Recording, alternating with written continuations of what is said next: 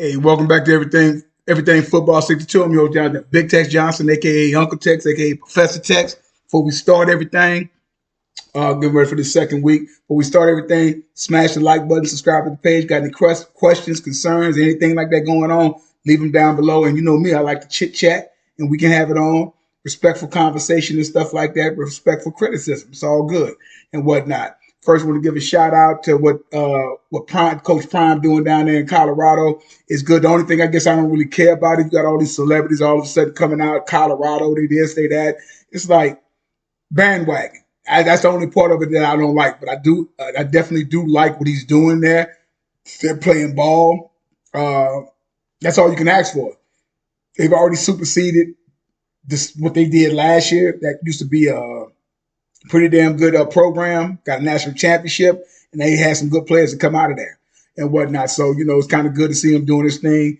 And some of the naysayers, but then again, you got some of these guys riding the bandwagon. So we'll see when some adversity come up to. It's neither here nor there with me, but it's always been a Prime fan going back to when he was FSU, then in the pros, because we're around the same age. So good to see the brother doing what he's doing, and staff and how they got things going on over there. So it's pretty cool. With that being said, let us go on over to this week this week 2. And Professor Tex gonna sit up there, Uncle Tex gonna sit up there and pick some of these games and whatnot. Now, Minnesota and Philly played that Thursday. So with them playing Thursday, I already picked Philly to actually beat them. What's crazy about Philly, because Philly is still feeling they have a new offensive coordinator and whatnot, but they were like missing like 4 or 5 guys on defense. 4 or 5 guys on defense and whatnot. And I was like, wow. So all in all, even in that particular game now, what was extremely impressive was DeAndre Swift. DeAndre Swift with the hell of a night coming back home because he's from Philly. 29 carries, 178 yards, 1 touchdown and whatnot. He played his butt off. Really, he looked really good. I think he led the league. I want to say, did he lead the league last year in rushing touchdowns when he was with Detroit and whatnot? I'm not sure. I might have it confused with something else. But let me see here. No, I'm probably thinking about another back and whatnot. But was at Detroit, played a little bit there and whatnot. Now he's over there where he's at doing what he's doing, and that was a good thing and stuff like that. So I kind of figured that I say Vikings have issues on their defensive line. They got bullied. They got bullied big time.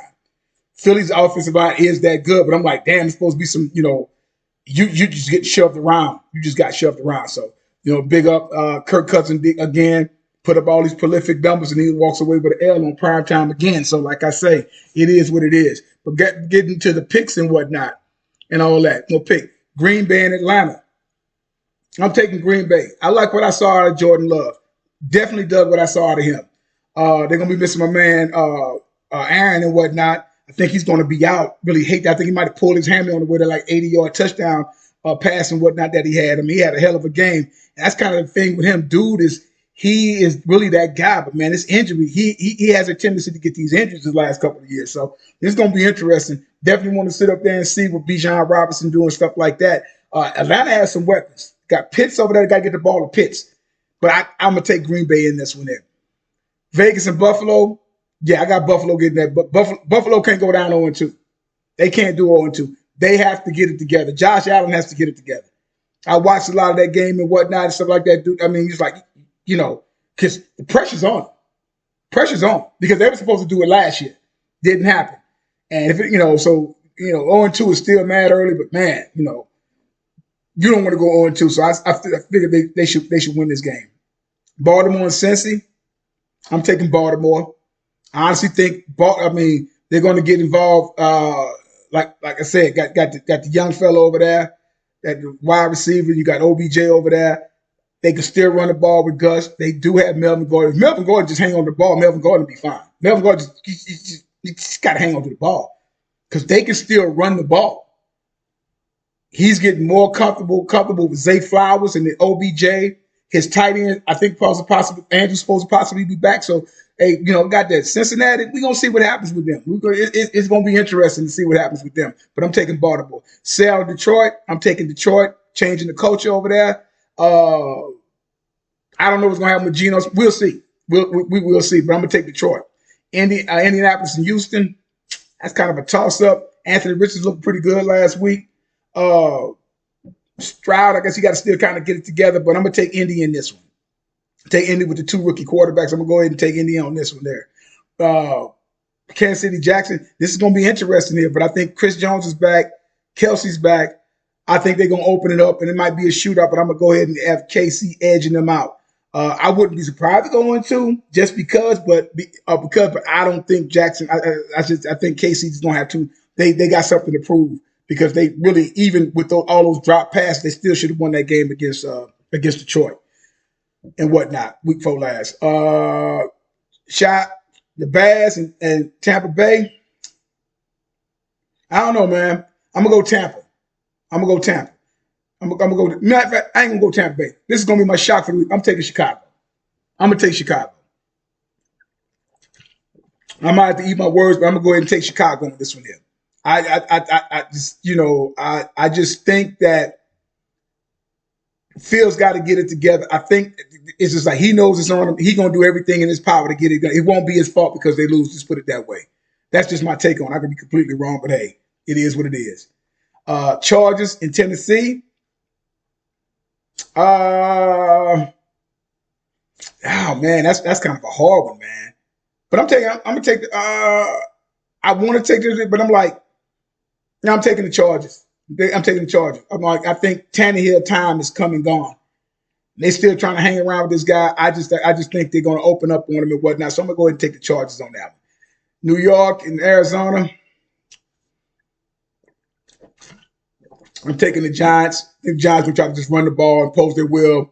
Arizona don't really have a quarterback back there. So we're going to see what happens with that, even though they play pretty well against Washington and whatnot. But I think the Giants got it. The Giants can't go on to. Giants can't go on to. You're expecting the Cardinals to go on to. San Francisco, LA. Yeah.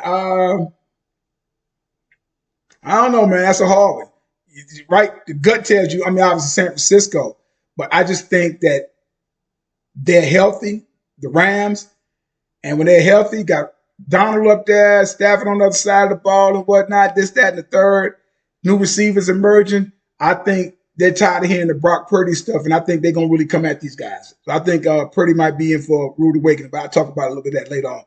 New York and Dallas, y'all already know who I'm picking with that, so we don't even need to go through to that. Washington and Denver. I'm taking Denver, obviously. I think Russell Wilson should be able to show out against these guys and whatnot. Not a lot of great quarterback play last week in the first week. Not a lot of great quarterback play. As I mentioned in last broadcast I did. So I'm gonna take Denver. I think Russell Wilson steps it up and whatnot and be able to. I don't know if Judy's playing, kind of misses downfield threat, but I'm taking Denver. Miami and New England, I'm taking Miami. This is my take on it, and I could be completely wrong. Now, I think probably the better overall team could be New England. I just think at this particular point in time, when you have this quarterback with Mac Jones and all that kind of stuff, I just think Miami has that thing going on, but we'll see what happens. But I also think this is kind of somewhat of the beginning of the end for Belichick because, like I said, all great coaches eventually walk away from the game, and this might be getting ready to be his time. That's just my take on it and stuff at this time. Carolina, New Orleans. I'm taking New Orleans with Carr. Ain't much going on there. My man, the rookie Blues. So we'll see what happens, but I'm taking NO on that one. Cleveland and Pitt. Harvard. I'm taking Cleveland. Taking Cleveland. I was almost buying into the hype train with Pittsburgh because they like, yeah, these guys getting ready to be there, and it still might be. But I think Watson is getting ready to get his shit together, and he's gonna be because people. It's just so funny how people just forgot about this cat, like he doesn't even exist. And he's one of the top quarterbacks in the league, and now he's finally got a whole season on his belt with this organization and whatnot. And I think he's going to do big things with some of the weapons and whatnot that he got over there. And he got one of the best backs in the game. And their defense is pretty solid with Myles Garrett doing his thing over there. So those are my picks for this week here and whatnot. So that's what we're looking at there. Now I'm going to go back and I talked about Brock Purdy and whatnot and stuff like that. and all jokes aside, he's been solid. He's been off. This is football talking, no fanboy shit. Solid. He's been a solid quarterback. He's been consistent. He hasn't crashed the Bentley. All he has to do is not crash the Bentley. Don't crash the Bentley. And he's been doing fine and whatnot. And I did some digging. So I was fucking around, just digging around and shit like that. And I was like, man, what is this thing? And then I went and looked, because when he was 5-0 or he's 6-0 or whatever like that, you do realize Jimmy G went 5-0 his first year with the Niners. Down there he got hurt or something like that. But one of the main reasons why Jimmy G, I think, out of San Francisco, because he started getting hurt. I mean, I think he has a little issue with becoming hurt. And as I looked up, so Trey Lance started the first 2 games, he went 1-1. That second, he gets hurt. Jimmy G comes in. Jimmy G comes in and goes 7-3. He plays 10 games. He goes 7-3. So he goes 7-3, 7-4. So at the time of his injury, they are 8-4, 8-5, or something like that. He gets hurt. Brock Purdy comes in, wins 5, and I think they might finish whatever record they was, 13 and whatever they finished up at that time and whatnot. His record as a 49, as I brought it, is 38-17. 2 NFC championship games, and he went to a Super Bowl. He has been a solid quarterback. But I told y'all back then, go back and look at my archives and whatnot. And I told you guys, I said, don't give him the gold jacket yet. Don't give him the gold jacket yet. They were trying to give him the gold jacket. Now he's ran out of time. Now he's this, that, and the other. But I think injuries played a part in John Lynch and them and ownership. Like, he got to go because he's hurt and stuff like that. We got Trey Lance and all, which I still don't even understand that draft and of this kid when you don't even spend time. He ends up playing 8 games for you and you get rid of him because now you brought into the whole thing of Brock Purdy. Remember, like I said, back in 2017 when we first went there, he went 5-0.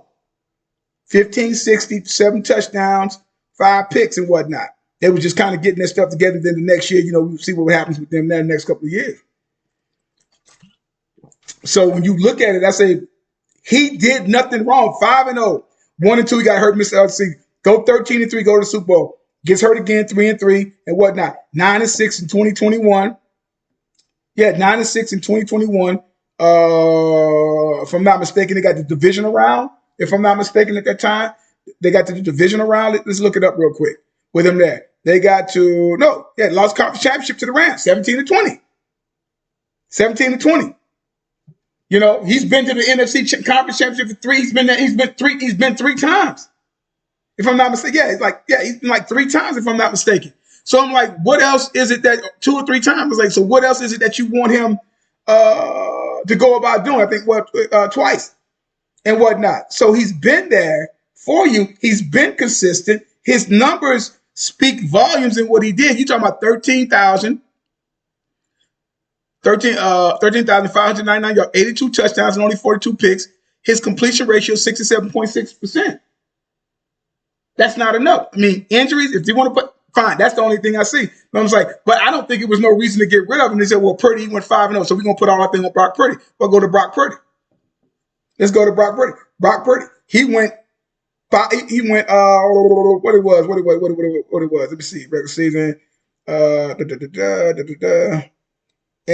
2022. Where's his damn stats at? Yeah. Damn. They ain't showing all the shit here. Regular season 2022. It's passing me. They jive turkeying on this thing right here. 5-0. Yeah, 5-0, 1,373 yards, 13 touchdowns, 4 picks. But what did I say about Jimmy G? Jimmy G 5-0. He went 5-0 his first year there. 1560, 7 touchdowns, 5 picks. Percentage ratio, where is it at? I mean, I'm like completion ratio, 67%. I mean, that's what he is 67%. Completion ratio guy. You're getting the same type of quarterback. You see what I'm saying? So all of this and then getting Trey Lance and then getting Brock Purdy and saying, well, Brock Purdy is this and this. He did this, he did that and everything like that.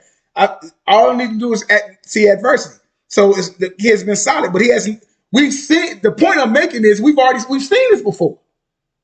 We've seen this before. That's what I'm saying. We've already seen this before. And them trying to find a quarterback that's going to do what Joe Montana and what Steve Young did. You had Jeff Garcia. Then years later, then you would have Colin Kaepernick, who got you to the won an NFC Championship game and then went to Super Bowl and just lost it by just a little bit. Then you got Jimmy G comes on a few years later. He gets you to an NFC Championship game and he gets you to a Super Bowl. Then you say, okay, in the midst of that, we're gonna draft Trey Lance. You give up on him in 8 games because of what Brock Purdy did. So like I said, that's why I say they all over the place as far as I'm concerned. They're all over the place. So you're getting the same thing right now. You're not getting anything that's really any different. You're getting almost the same type of quarterback. You know what I'm saying? So it's to an extent, you know, and everything. So it's like, okay, if he's that guy, he's that guy. But they were already loaded. All Brock Purdy has to do is not crash the penalty. That team is already stacked. You got one of the better tight ends in the game after you stop being injured. One of the better tight ends in the game. You got one of the best receiver duos. You got a nice running back in Christian McCaffrey. The defense is all that. All he got to do is not mess up. Don't act like this guy is doing all this miraculous. No, he's doing this shit because he got all of these pieces. He's been placed in a situation that he can't do nothing but win. All he has to do is do what he's supposed to do and not overthink it and do what he's supposed to do. That's all he has to do. It ain't like he's doing anything magical. If you make it in the pros, that means you're good. You're pretty decent. Now, at a certain time when the pressure comes down on you and stuff like that, like I said, you can play a couple of good games in pros. If you're a professional, you make a professional team. So you should be able to go ahead and do that. So I'm like, he's doing what he's supposed to do. Okay, you made it to pros. This is what he's supposed to be doing. Go from there. But the only thing I don't like is like, well, if he would have been there, they was on his ass anyway. Don't be telling me about what was going to happen. Philly was just on that ass period anyway and whatnot, you know, and everything. So, you know, in that particular game and whatnot. So they can sit up there and we can go in there and talk about all that mess all we want and what was happening and what was going on. But like I said, even in the midst of that, they went 13-4 last year. So even with all that going on, lost championship game that last year. I mean, Philly was running on all cylinders at the time.